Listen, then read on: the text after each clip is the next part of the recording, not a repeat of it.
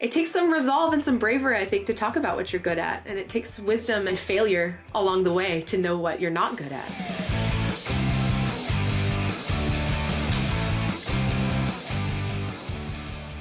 Hello and welcome to another episode of Brave UX. I'm Brendan Jarvis, Managing Founder of The Space in Between, the behaviour-based UX research partner for enterprise leaders who need an independent perspective to align hearts and minds, and also the home of New Zealand's first and only world-class human-centred research and innovation lab. You can find out more about me and what we do at thespaceinbetween.co.nz.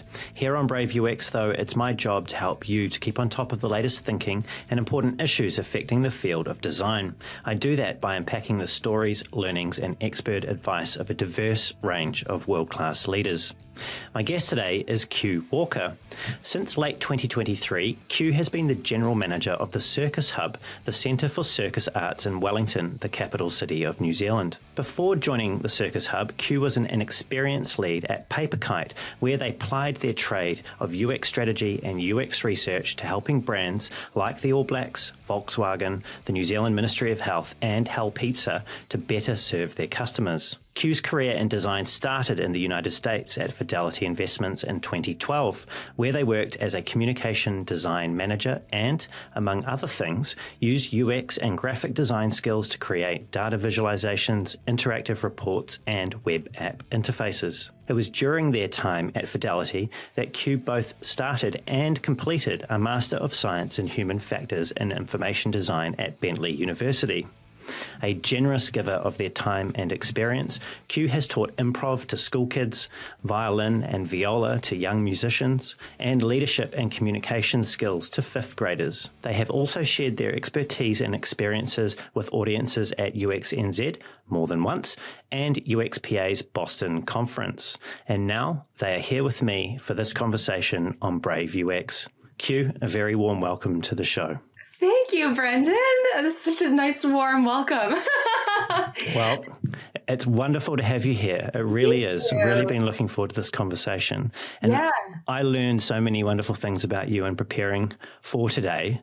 And one of them was something that I learned firsthand while I was sitting in the audience at UXNZ last year, which was somewhat of a shocking admission that you made at the very start of your talk, which was that you're the proud owner of not just one, but two. You can see where this is going. Yes. 2 hurdy-gurdies. Yeah, I have a bit of a soft spot for niche musical instruments. I've been a bowed string player my whole life, so violin, viola. I dabble in cello, and I just have a real weakness for things with what's called sympathetic strings. So I have hurdy-gurdies. I can't play them very well, but I just love them. They're so bizarre. And I also have a viola d'amore, which is a 10-stringed instrument that I made. And I've got a 14-string version of it that's in the works as well. So that was actually what got me through grad school. That was my downtime hobby, was working on this viola d'amore. Wow. How long did that take to make? Well, I didn't make the wooden part, which is a huge load off, but I slowly did all the finishing, the fitting of the bridge, the fitting of the, all the pegs, stringing all these strings, some of which are played and some of which are not played. So they have to kind of run underneath, the fingerboard that you would otherwise press on. It was a long and laborious process, and I learned a lot, but gosh, it's fun. And I'm quite proud of it. Is it as fun as the hurdy-gurdy song? I don't know if you can recall what I'm talking about. I'm not even sure if that's the exact name, but I listened to that in terms of preparing for today, and it's a wonderfully bizarre song. Yes. Oh, yeah. And I just love all things bizarre as well. This is what happens when you grow up in the circus. You develop very niche tastes.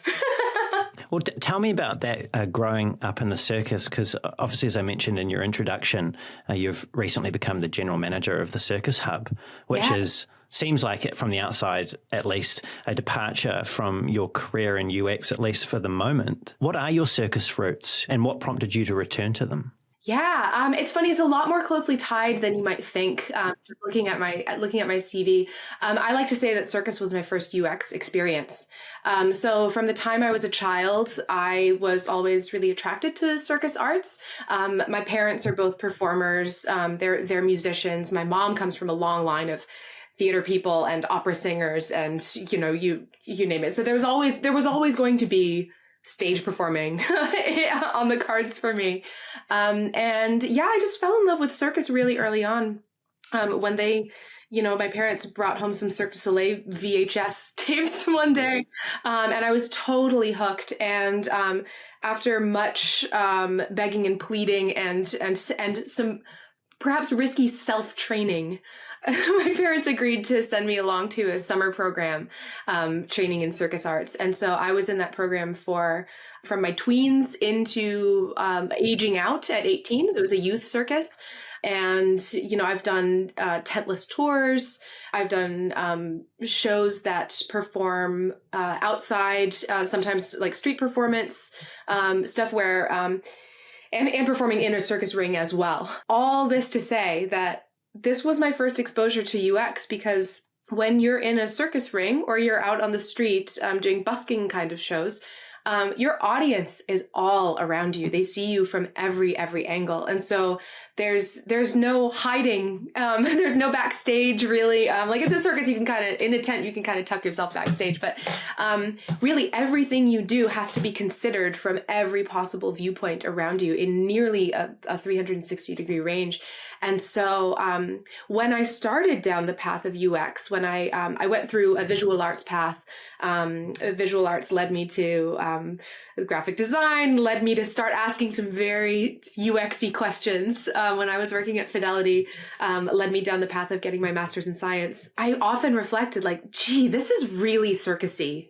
This kind of thinking about how are many, many different types of people going to view the same thing from their own various vantage points. And so, yeah, so I got this role at the Circus Hub, and in many ways, it feels like I've been waiting my whole life to come back to circus. I often wondered, what would my life be like if instead of taking a more academic path, I went more aggressively down sort of the circus performing arts pathway. And now that I'm in this role, I feel like everything I've done, all the UX, the science, the art, the communications, the speaking opportunities that I've had, this has all been really, it's hard to see, but I'm gesturing with my hands. This has all led down a path that feels like I am prepared now for this kind of role in the circus, which is just, it really fills my cup. It really, really fills my cup. And admittedly, a lot of things fill my cup. I'm a passionate person, but this has just felt like a really lovely way to get back to my roots while bringing all of the experience along the way. You mentioned the need in performing in a circus troupe or as a circus artist? Circus performer? Artist. Yeah, yes. There's this what could feel quite overwhelming, having to consider how you're being perceived from people that are literally, in terms of street circus, could be all around you. Yeah. When you're in that mode of performing as a circus artist, how do you manage or regulate the situation that you're in? It's the same with circus as it is with acting and performing music and public speaking, all of which are other things I do, which is that you get into the groove of it and you adapt in real time to the feedback that you're getting. It feels a lot like when you've, so I'm a UX researcher. I specialize in qualitative, and I love doing interviews, like so many of us do, doing user-facing interviews. It feels a lot like that. And if your audience understands what that's like, they will understand what this performing aspect is like, because your mind is almost on 110% for this brief time. It's like, you know what you're there to do. You know the steps you need. Ideally, if you've got a really well prepared interview, you have a really solid understanding of what you're trying to achieve and as like the pathway of asking questions to get to those results. Meanwhile, you're also reacting in real time to what feedback you're getting from the participant. And you might also be liaising with a research assistant who might be backstage. I'm putting that in air quotes for your audio. It's very comparable. It's like your brain is switched on and you're in this groove where you know what you're doing. You have the support around you to do it. And you're just now you're in this setting where it's about delivering on that while adapting to feedback you're getting in the moment. And how does that compare and contrast with the role that you find yourself in now within Circus, which is that general management role? Like how is it different, or perhaps how is it similar to the role that you were performing as an artist? It's a lot lonelier, I will say, because it's a circus school, so it mostly operates in evenings, but I work during the day. So a lot of the time, my work is sort of in an office by myself. But it's really important that I am there because people do come in and out of the space, and people come to me with their problems or concerns or wins and celebrations. And so it's important that I'm there to sort of be part of all of that happening in real time. I think some of the similarities include I have a really supportive team. Ideally, I know for a lot of UX researchers who are sort of trying to tough it out on their own, which I did for a long time, you don't necessarily have that team. But if you are embedded, if you are lucky enough to be embedded in a team, you have that support all around you and you know where you fit. Same with performing. If you're performing in a team, or even if you're performing solo, you've got people off stage who are also supporting you. This is a lot like that. I have a role that I play in this ecosystem. And yeah, I have to adapt very quickly to real-time events that happen. Heaven forbid someone gets an injury. You have to kind of shuffle stuff around for that. And so there's a lot of ruthless prioritizing, I will say. It's a term I'm borrowing from my UX time. But the sense of teamwork and the sense of being supported and knowing where you fit and knowing who's around you to help and what all of their roles are and knowing how to raise your hand when there are gaps. I think all of that is very much in sync. Do you ever find yourself compelled or feel a draw to perform in the circus again directly? Yeah, I do. And I'm lucky I'm in a space where if I want to take a tight wire break, I can take a tight wire break. I'm a wire walker. My tight wire is in the space, and my personal one that I moved to New Zealand with me. I have the luxury of being able to do that. I can also take upside down breaks on the trapeze when I need to. All of that is a little bit on hold right now where I'm pregnant. And so I found my balance is off. My blood pressure is different. There's a lot of different concerns here that are changing. But yeah, and just last November, I was in a show that was clown. It was a clown show, theatrical clown. So slightly different rules from circus clowning, but the same basic world, the same basic principles. And can I stop you there? That's fascinating. Yeah, sure. I don't actually understand what the difference between theatre and a circus clown would be in terms of the rules. Can you tell me more about that? Yeah. I mean, and I'm by no means an expert, and there's many different schools of thought. Clowning is an art form that goes back pretty much as far as civilization does. We've always had performers. And theatrical clown relates to circus a little bit. Audience relationship is slightly different. We're talking fine differences here because it's all clown, right? And so by clown, we mean there's something sort of comedic happening. And so we can at least start there and say, okay, your relationship with the audience is that there's going to be something comedic. In circus clowning, the clown is sort of the audience surrogate. And so when you are watching these really high stakes acrobatic acts or aerial feats, that can be quite it can be stressful on an audience. Literally, your heart rate is going up. I'm sure there's some cool UX we could study around that. And so clowns help be an audience surrogate on the stage and share some of that reaction. One of my favorite descriptions of clowning, I don't think this is exclusive to circus clown, but the quote is, "Clowning exists at the intersection of hope and incompetence." And so that's what we see in the theater as well. We see theater clowning where, there might not be other acts that the clown is offsetting, but they're still playing this role of there's trying and there's failing and there's checking in with the audience to see how they like it. And it's constantly about finding little games to play with the audience and on stage. So it's really fun. I didn't like clown when I was a kid. I started as a contortionist. I did some flying trapeze for a while. That really called to my heart. And then I got tall and a little less nimble. And I really gravitated towards tight wire. But I always kind of thought clowning is a little too lowbrow for me or whatever. I don't know what I was thinking it is the most challenging circus art, and it is serious, and it's emotionally risky, and it has a lot to teach us. So I'm glad I came around to clown. I'm never going to be able to look at the clowning the same way, in a good way. Because I never really truly understood until you explained that they really are, it sounds like to me anyway, that bridge between the rest of the performers and the audience. Yeah, yeah. And you're right, that is a really tenuous and tricky role to play because it's so live, and it probably, to a large degree, I'm projecting a lot here, but probably has to unfold in a unscripted, unprepared for manner. You have to be probably, I would imagine, quite loose when you're interacting with the audience. You have to be so empathetic as a clown, because if you miss the mark, then if you misread the audience vibes, it's really hard to recover from that. And clowns are already punching up, I think, because there's so much bad press around clowns. Yes. There's a few movies that haven't helped their cause. And look, I love Stephen King, but I can see where people have sort of emotional walls they put up around the thought of clowning, and like fear of clowns is real. So, the audience isn't always with you as a clown, particularly if you're wearing makeup and a red nose and all of that. The stereotypes come in. I luckily have been able to perform clown in different makeup with different visual vocabulary.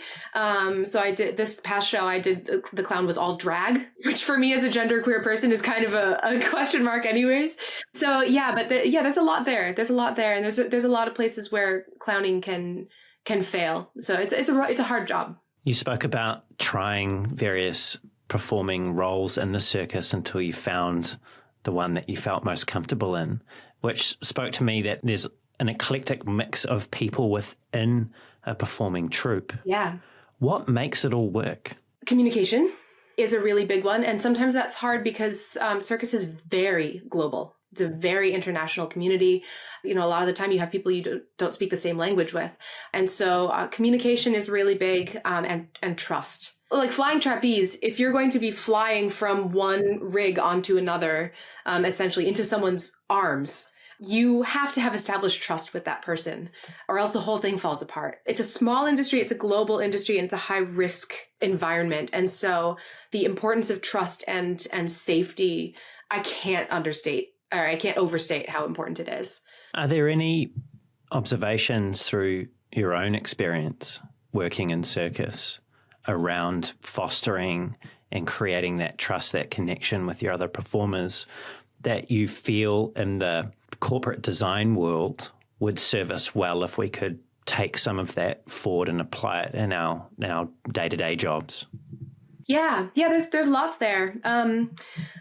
I actually, when I was at Fidelity, I had we did TED Talks.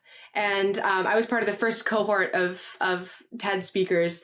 And because it's a very risk-heavy environment, they didn't let us publish them properly. But we had TED TED coaches, presentation coaches, and all that. And it was quite well done. As part of that first cohort, I was able to come in and do a talk about what circus has taught me that I have taken into the corporate world. And, trust your teammates was one of my principles, of course. But another one is to know your style. And I think this actually goes a long way towards building that trust and communication. In circus, one of the ways people communicate is through their expression, through their bodies. So much of the way the body moves is so universal in expressing joy or grief or territorialness, like the attitude that you convey with your body is so much. And so, a lot of the time what circus performers will do when they're forming a new troupe is literally just watch each other, to sort of show what you've got and work from there and try to build a show on top of those existing strengths. And I think there's something there that corporate design can take from that, which is around understanding the key strengths of every person on that team, making sure that they get a chance to shine and sort of demonstrate what they're capable of right away. So you're not waiting to sort of tease that out, but really saying, okay, we have a new person on the team, or look, we're in the position of creating a whole new team and we're all new to this. Let's all really talk about our strengths before we do anything else. What do we bring here? And that helps us understand how we relate to each other. This, I think, is As an American who's now been in New Zealand for 6 years, I do think New Zealanders are a little bit hesitant to do that kind of thing because I don't know how many of your listeners are in Aotearoa or Australia, but the tall poppy syndrome is real.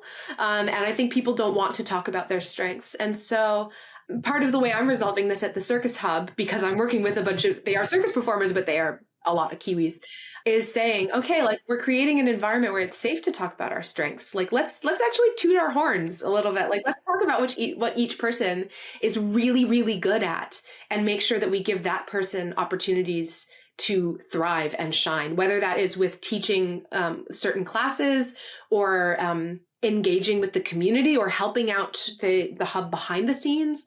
It's totally applicable. You can drop it into pretty much any context. It takes some resolve and some bravery, I think, to talk about what you're good at. And it takes wisdom and failure along the way to know what you're not good at.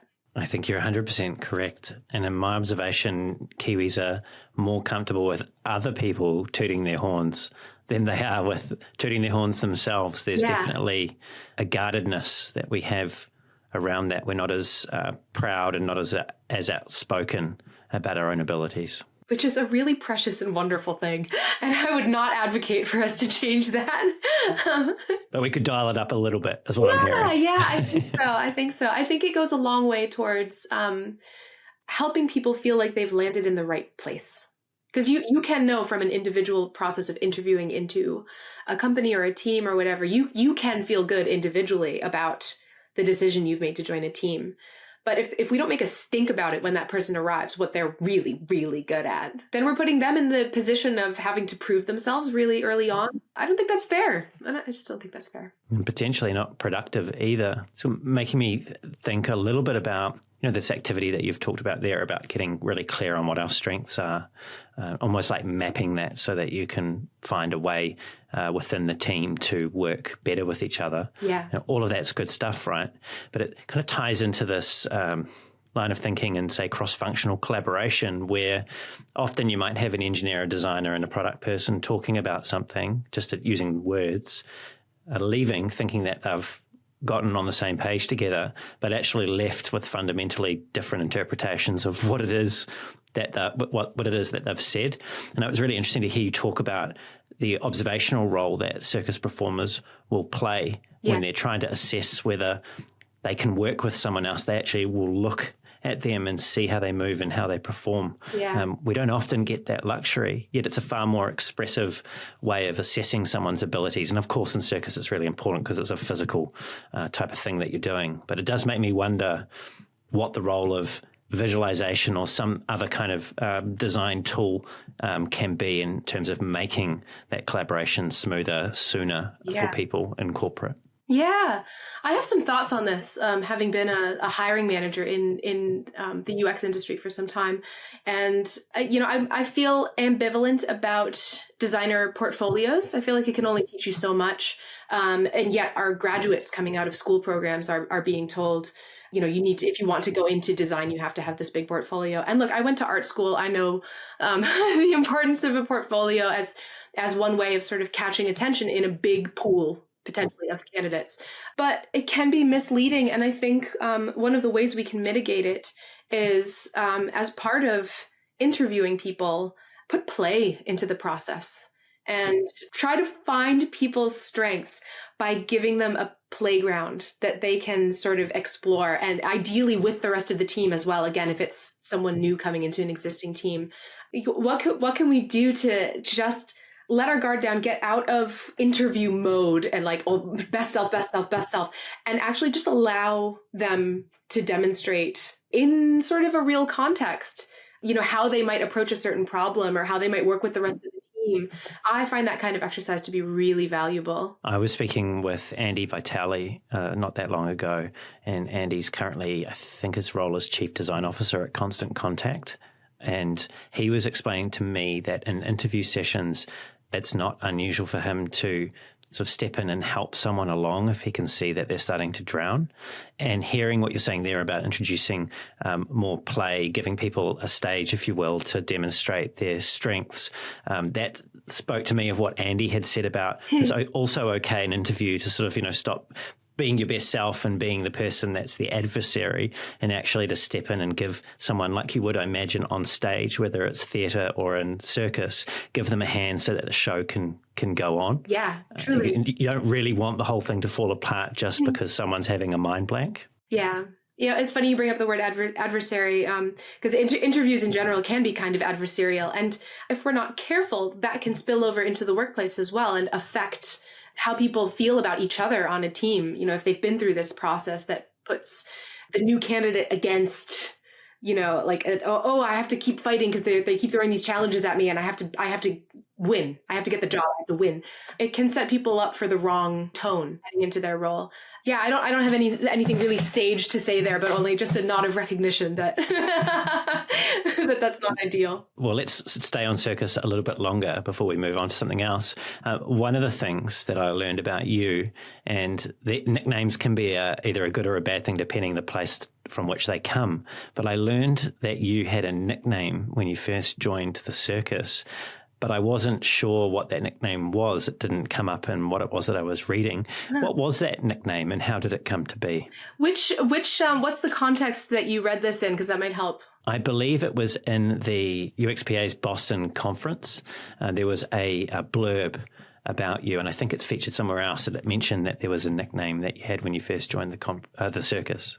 Interesting. So my nickname Q didn't come about during the circus, and actually my friends in the circus know me by my dead name, which is quite interesting. So Q is something that I chose for myself as part of my transition into I went to boarding school when I started high school, and there were too many people who shared my name for my taste, and I was accustomed to being somewhat unique. So I mangled the spelling of my own name and put a Q in it on the first day of orientation, and it spread like wildfire. So that's sort of my primary relationship with my nickname. I did briefly have a nickname that was given to me by a Russian coach, but it's probably not something I would have shared widely. But I used to wear a little necklace every day with the turtle on it, and so they called me Chiripaka, which means turtle in Russian. There you go. Mangling that pronunciation, but yeah. I won't have to go and fire my researcher then, who's myself. There was something there. There was something there. Yeah. Q, you mentioned that you've been in New Zealand for, I think it was 6 years or so. You're originally from New Hampshire, which is a state, I understand, just north of the city of Boston. Yep. It's north of Massachusetts, which houses Boston. Yep. Got it. I don't imagine there's much in common between New Hampshire and New Zealand, but I could be wrong. What was it that brought you here? Why is this now your home? I was brought here by happenstance and luck, which is it's so much of my life has could be described in that sort of being in the right place at the right time. I was really happy where I was, and I was putting down roots. I wasn't looking to move. I owned a house.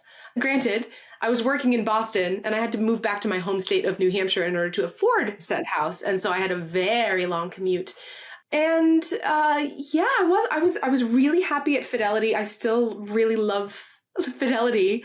And I went to a conference. Let's not get it twisted. I am not a Forbes 30 under 30. But I went to a Forbes 30 under 30 conference in Boston and met the founder, and I think he's still the CEO of a company here in Wellington that wanted to try bringing UX into their offerings.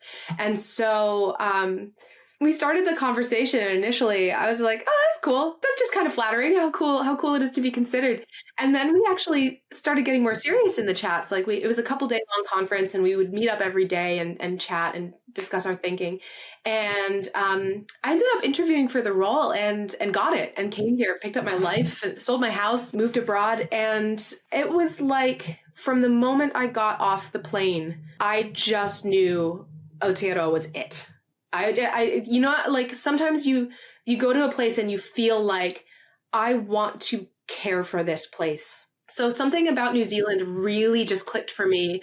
And it really speaks to my heart. I think the people here are absolutely amazing. And like the qualities, like we were talking about humility earlier, like the part of the tall poppy thing is that can be something that, again, from my American perspective, might hold us back in terms of some workplace conversations. It is based in the most amazing humility and kindness and care that Kiwis sort of inherently carry with them. And I got off the plane, I breathed really nice, fresh air. I met the most wonderful people, and I was like, this is home. This place is just home.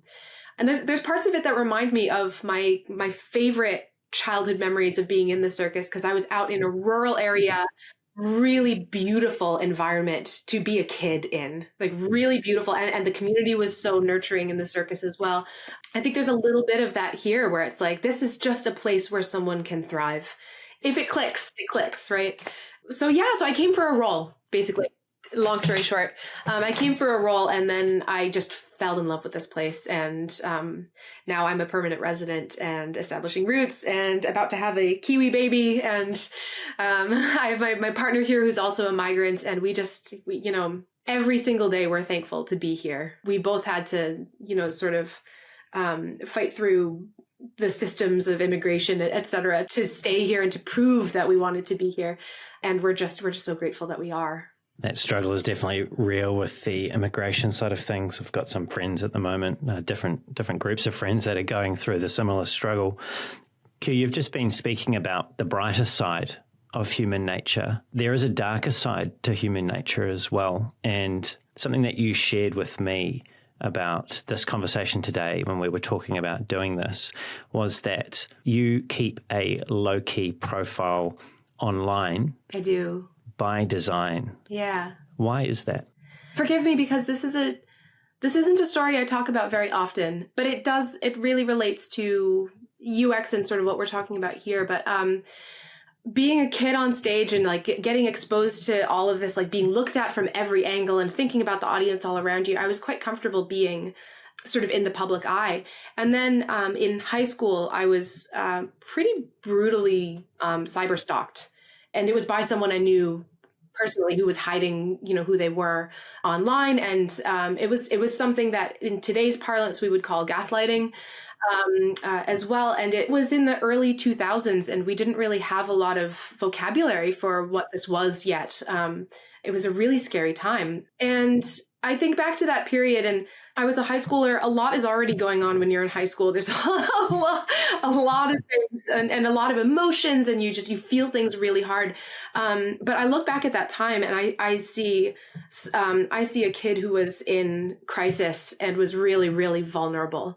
And that has colored my experience into adulthood. And continues. I keep finding new ways that it's like, why do I do that thing? Oh, maybe it's because I was stalked.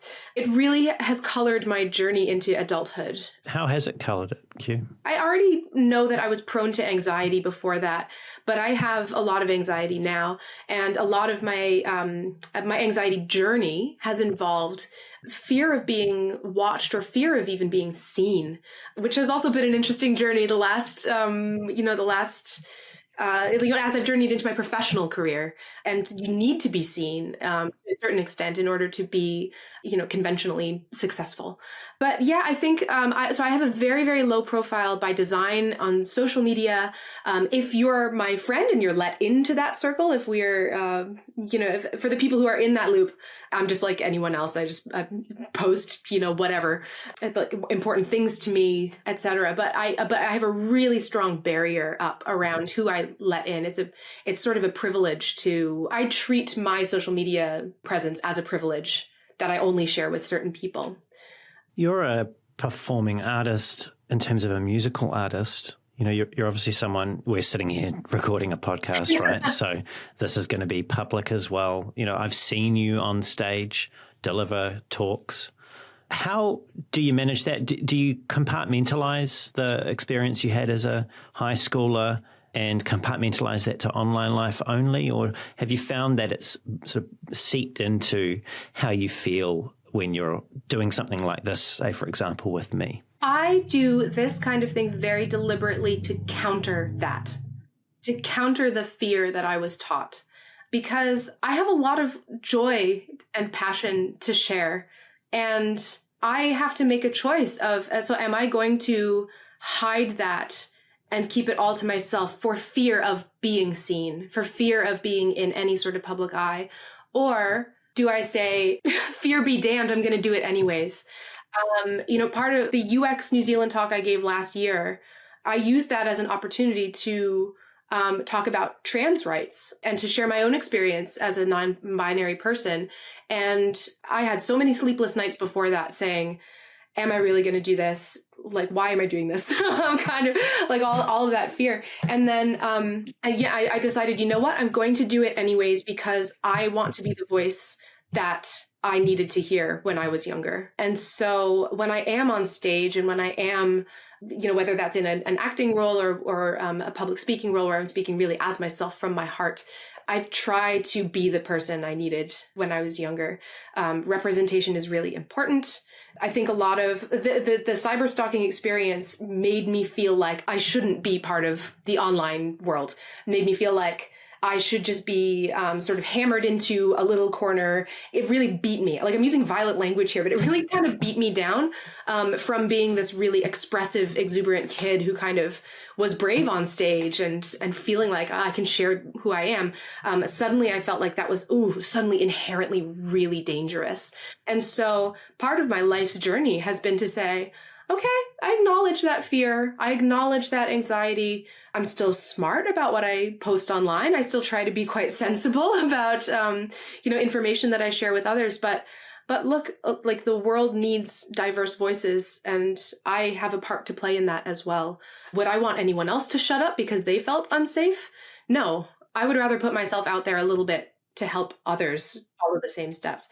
I'm really, really honored that after UX New Zealand, someone approached me and came out to me during that conversation. And even if it's just one person like that, it's like, oh my gosh, I did my part in this moment to help someone else feel safe and feel legitimate and feel like, it's possible to be who you are and to bring your full, joyful self into the spaces you inhabit.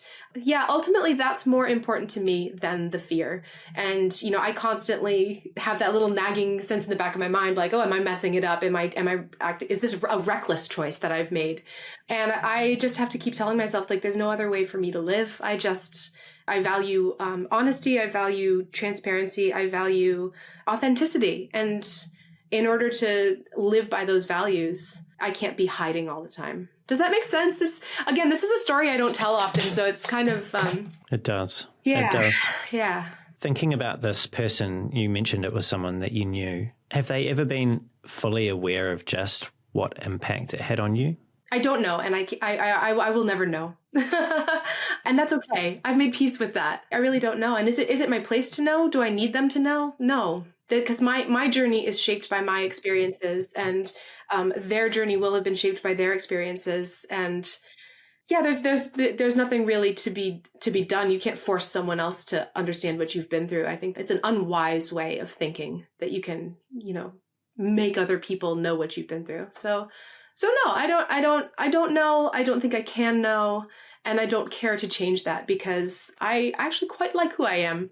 And I quite like where I've landed at this point in my life. And my journey is my own. And that's that. The reason why I was asking about whether or not they were fully aware is I was curious as to whether or not there was some sort of restorative justice that had taken place after that. But it was interesting to hear you say there that, you like who you are, your journey is your own, because I was also curious as to whether or not, with the path that you've travelled since, whether you would change it, knowing the impact that you've managed to have on people as a result of the stories and things that you've been telling. Yeah, I would certainly change some of my own actions, I think. But overall, I think it's been important. Like, when I think back on, like, what would I change about my life? It's like, oh, God, I was so mean to that person, or rude, or like I said such a stupid thing or whatever. But ultimately, that's part of growing, is making these mistakes, making these missteps, and actually feeling regret over them is part of how you're growing, is saying like, ooh, I wouldn't make that decision now. And also giving myself the grace of knowing how I am today is not even necessarily how I would act tomorrow, because I'm constantly improving, right? We all should be constantly improving. And I'm sure there's stuff I'm doing right now that I'll look back on and say, oh, that was cringe. But that's part of the journey. Like, I'm quite philosophical, and I think when I reflect on my experience, I don't really think there's much I would change. It's all part of living a full life. You told me on email about the cyber stalking that, and I'll quote you now, actually. I think it's probably best that you hear your own words here. Sure. You said, perhaps counterintuitively, embracing my queerness has helped me reclaim some of the authenticity and bravery that I had lost. Just tell me about that. Yeah, I have some complicated feelings around this, but I stand by that I think actually celebrating my own queerness. So I'll back up. I am non-binary, and I present very femme. For those of you viewers who are watching the video, you'll see I'm in sort of traditionally femme presenting clothes, bright, fun earrings. And so I'm aware of how I present.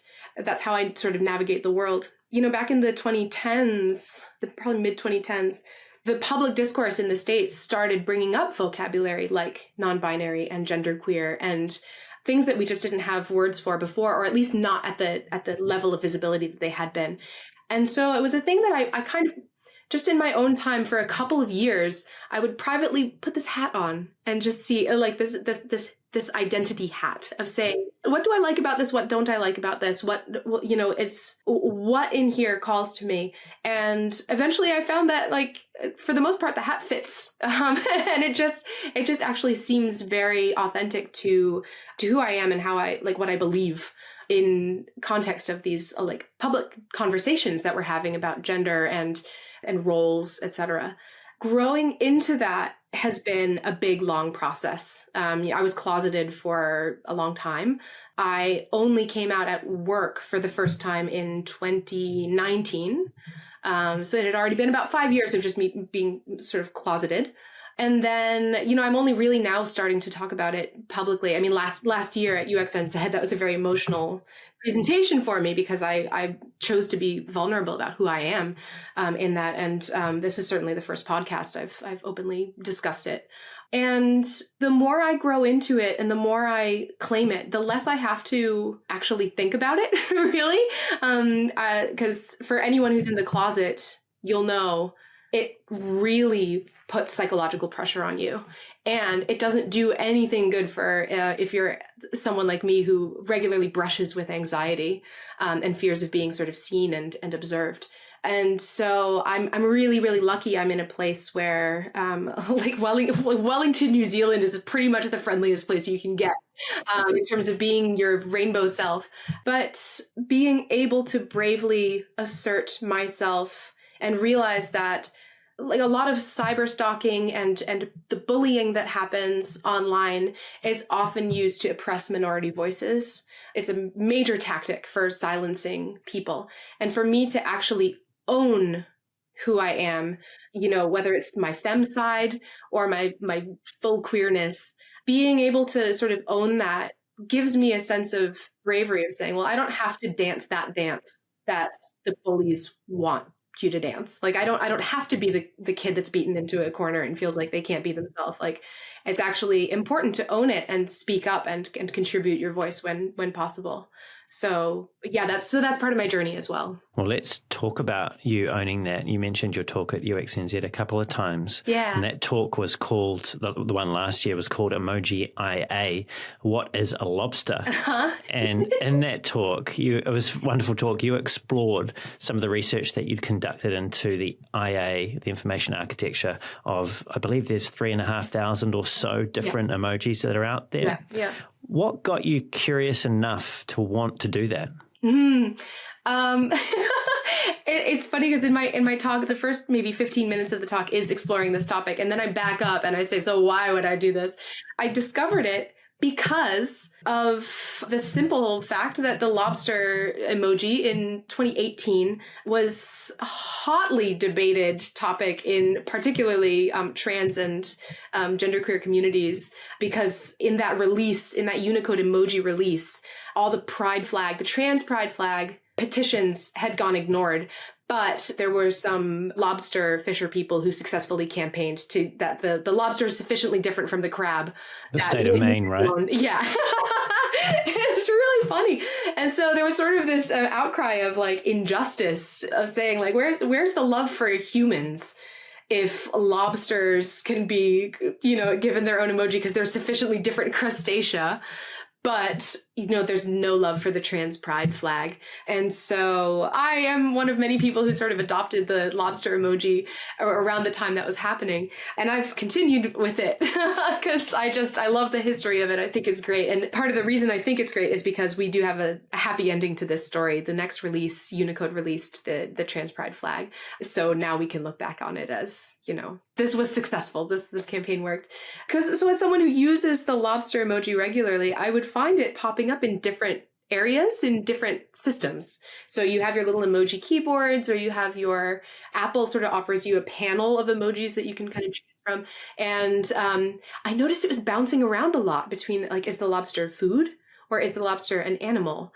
And that piqued my curiosity. And so I independently just started studying the architecture of these keyboards and these platforms to figure out like what are the attitudes towards how these essentially hieroglyphs are presented to us, and how like what does that reveal about how we make sense of all this imagery. And so that's a fun little pet project of mine that I really enjoy. I believe you, I'm not sure if you coined these terms or not, so tell me if you did or didn't, but I believe at your first glance, you saw them separated into two distinct ways or categories of making sense of all the emojis. One was explicit and the other was implicit. What do you mean by those terms? Yeah, explicit and implicit. The explicit path is where you take what the emoji literally represents, and you put it together. Like one of my favorites is the red lantern emoji, which in explicit systems, this red lantern, sort of Asian style red lantern, is put in with other lighting because it is a source of light, and it's what it says on the tin. In implicit categories, you see that in the party area, because that's actually a Japanese bar sign that indicates like, oh, this is part of like what you would do at a festival. It's like a good time thing.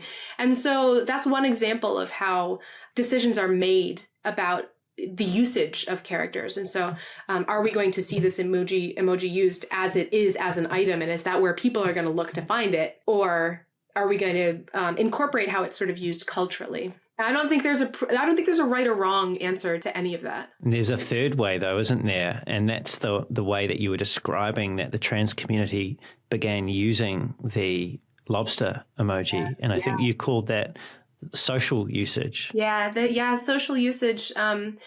We're seeing that with the watermelon emoji as well. The watermelon emoji has been similarly sort of taken and used culturally as a statement about Palestinian-Israeli conflict. We see examples of this all the time where emoji are taken by a group of people who have a shared understanding of something, and the emoji becomes shorthand for your stance. And I don't think there's any way reasonably you could set up an emoji keyboard or an IA system that accommodates that perfectly, because it's part of human nature to play with those meanings and to use them accordingly. But it is really interesting to see that when you see emoji in the wild and trying to figure out what that context is. Q, as a non-binary person who's also participated your whole life, from what it sounds like, or at least for a long time, in performing arts, how do you feel about the gendering of certain emojis, and in particular the one that I'm thinking of here is the ballet shoe? The gendering of particular emojis, that's an interesting question, and my stance on that involves unpacking, I think, gender in a holistic sense. Buckle up, people. Yeah, buckle up. I'll relate it back to something I'm currently experiencing, which is growing a baby inside me. And I'm having conversations with people like medical providers, other people in my circle, and we talk about things like maternity, and we use words like motherhood. And it's really striking for me as someone who has sort of opted out of those gender roles to suddenly be in this world that is like really, really gendered and very difficult to sort of pick apart from gender expectations. And so in my case, I've worked on mentally separating mother as a word, the gender implications versus the role that it fills. And so if that makes sense. And it's complicated because when little kids ask, like, so where do babies come from? A lot of the time the answer is, well, when a mommy and daddy love each other very much. And you're using those roles to actually substitute for gender, or biological sex in this case.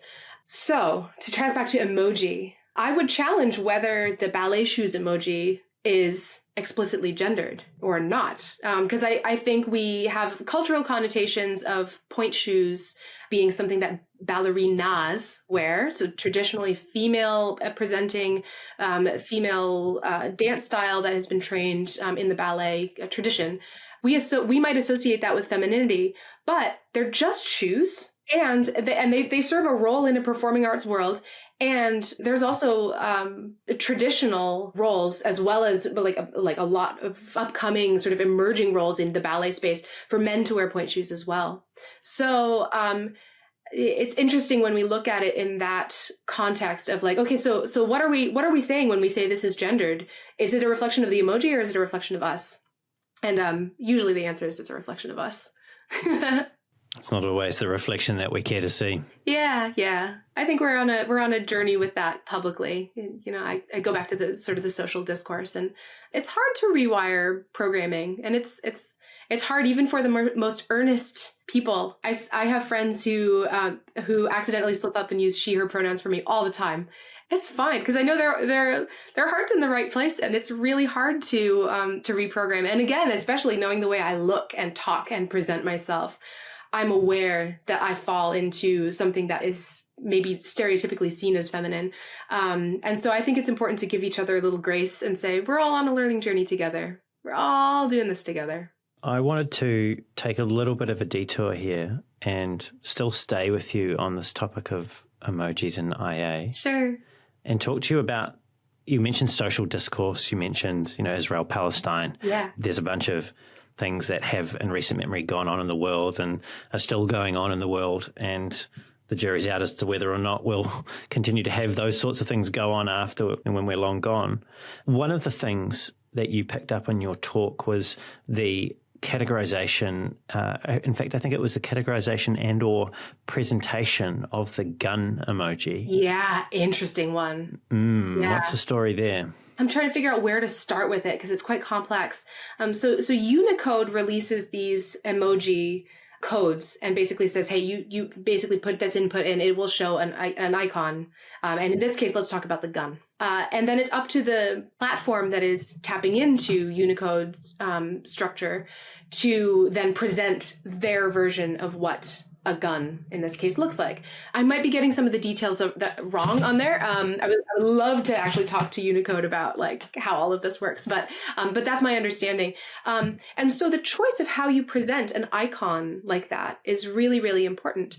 We've seen it with the gun. We've also seen it with the syringe emoji. The gun emoji, if you look at it now on most of the major platforms, it now looks clearly like a toy water gun.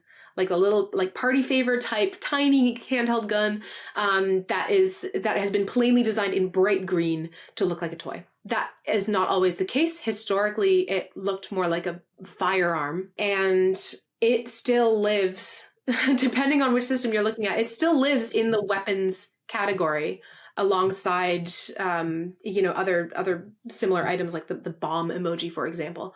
So that's an interesting case of the icon itself changing and the systems that support emoji changing the icon deliberately to help to mitigate some of the contest around it culturally, some of the difficulty in discourse and trying to help make the internet a more safe place. That has its own pros and cons in its own way because people are complicated and people have very strong stances on emoji. The syringe one is another example I really like because there is one syringe emoji in Unicode, at least as of my most recent recollection. But syringes are used for different things in the real world. And so what used to be a syringe that was full of a red liquid that was implied that it's blood, that because people were talking about suddenly vaccinations so much during COVID and our recovery from that, it really, really mattered whether the syringe emoji was depicted as containing red liquid or containing sort of a clear or bluish liquid. And so one organization or one person can send out one tweet or one Facebook post or one, whatever. But depending on the system that the reader is using, that will actually control which version of the emoji they see, not the original intent. So there's also been a lot of conversation around, okay, so is it in the public's best interest to remove the blood connotation because it is a public health crisis? And so we need to soften the associations with this emoji a little bit. It's really interesting how these things come up. So in that sense, it sounds like these changes, for example, making the gun into a toy, changing the nature of the liquid in the syringe, this is potentially provocatively framed the way I'm going to deliver this. Bring it on. But are these types of changes to presentation of emojis, the kind that were instituted, say, by Apple and then others followed suit, are these a form of benevolent social engineering or censorship? You could say yes. One of the interesting stops on my academic journey at Bentley University was studying business ethics, basically ethics in sort of a corporate context. And in that, I learned a lot about what are corporations' responsibilities to participate in the conversation. And I think this is an example of that. This is an example of having to make an ethical judgment about what is going to be the safest for the majority of people, what's going to improve health and safety the most. And not having been in those conversations, I would have a strong hunch that that's the guiding principle within those. I do believe this is not contentious at all. I do believe corporations have ethical responsibilities, and decisions that are made in those meeting rooms are impactful and have real practical meaning in the outside world.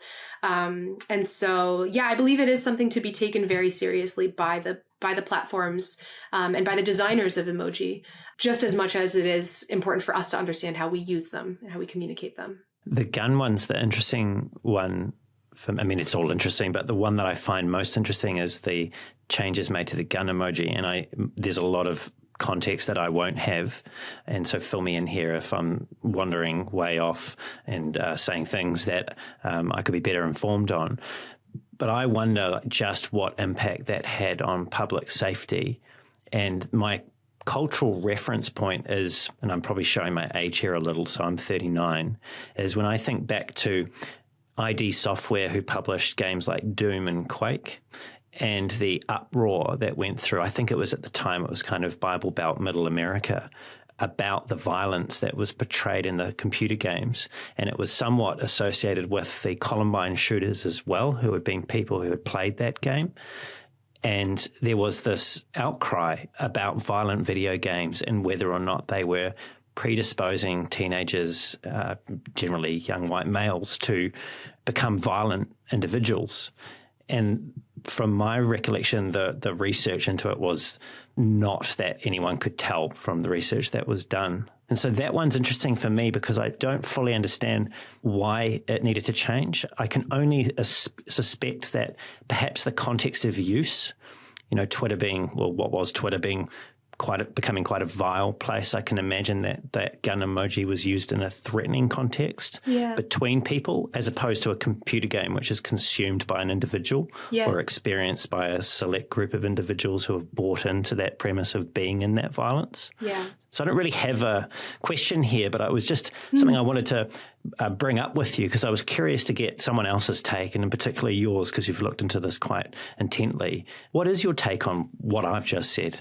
I agree with your observations, and I if I recall correctly, the move to change the gun to be more of a water gun happened, I think, as a result of Sandy Hook Elementary School, which was obviously a high-profile school shooting. I may not have the timelines right there, but my recollection suggests that. And I think there's also there's a bigger question around. So even if an organization that's responsible for design emojis or supporting the way they're displayed, what is their responsibility for how that image is displayed? But also, does it change anything practically? If we're all using a water gun, a water pistol, but we know that there's this other connotation of lethal firearms. Social usage, right? But it's kind of flipping social usage. Yeah, so it raises interesting questions about, does it matter? And what do we do anyways, whether or not we think it matters? And this is where I would lean towards ethics to help us navigate that conversation. Yeah. Well, Q, that's a wonderful place for me to ask you a final question today. Okay. And I'm just going to quote something that you've previously said before I ask you that. And that was, just like any IA, the IA of emojis is one way that humans make sense of a really nuanced world.